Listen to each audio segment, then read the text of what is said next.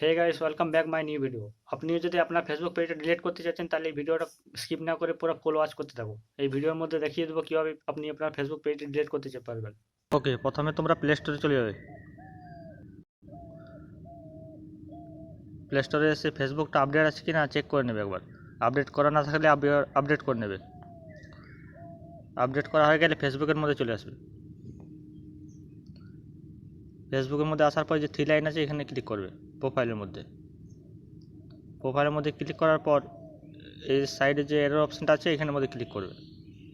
Click করার পর আপনার এই আইডিটার থেকে যতগুলো পেজ আছে সবগুলো দেখাচ্ছে এখানে। আপনি যে পেজটা ডিলিট করতে যাচ্ছেন সেই পেজটার মধ্যে একবার ক্লিক করে প্রবেশ করবেন।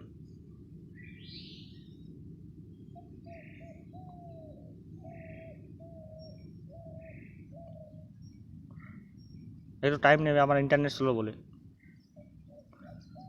আচ্ছা, পেজের মধ্যে আসার পর থ্রি লাইনের মধ্যে একবার ক্লিক করবে।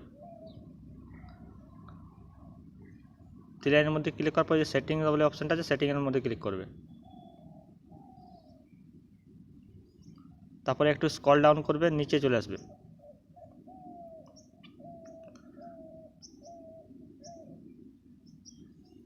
এই যে এখন এখানে একটা অপশান আছে অ্যাক্সেস অ্যান্ড কন্ট্রোল, এর উপরে ক্লিক করবে একবার।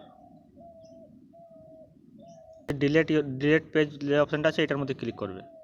ডিলেট, ডিঅ্যাক্টিভেট, আপডেট, ডিলেটের মধ্যে একবার ক্লিক করবে।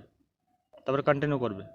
কন্টিনিউ করার পর ফেসবুক আপনাকে জিজ্ঞাসা করছে যে আপনি কেন পেজটা ডিলিট করতে চাইছেন, রিজন কি। তো আমি এটা নিচেরটা সিলেক্ট করে নিচ্ছি। নিচেরটা সিলেক্ট করার পর আবার কন্টিনিউতে ক্লিক করবে।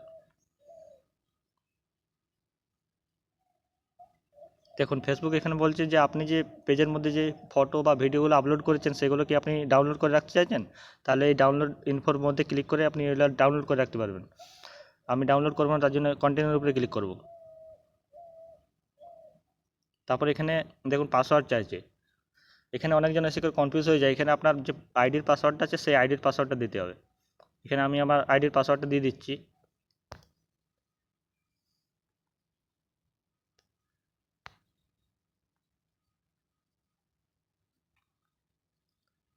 আচ্ছা, আমার আইডির পাসওয়ার্ডটা দেওয়া হয়ে গেছে। এবারে কন্টিনিউর মধ্যে ক্লিক করব।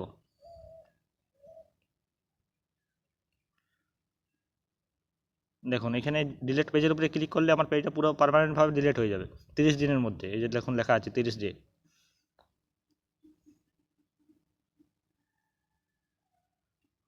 দেখুন আমার পেজ ডিলিট হয়ে গেল।